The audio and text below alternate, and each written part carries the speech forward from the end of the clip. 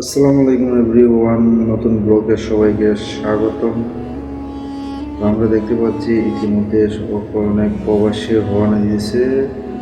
Saudi প্রবাসী অনেকেই রওনা দিতেছে রিয়াদ হারায় অবস্থান করিতেছে। হারা ঈদের জামাত আদায় করিবে, ঈদুল আজহার জামাত আদায় করিবে। আজকে পবিত্র ঈদের দিন সকল সৌদি প্রবাসীদের জানাই ঈদ মোবারক। অবশেষে দেখতে পাচ্ছেন পবিত্র ঈদের জামাতের জন্য সবাই বসে আছে, ঈদের জামাত আদায় করার জন্য। ঈদের জামাত শেষ করে সবাই বেরিয়ে পড়েছে।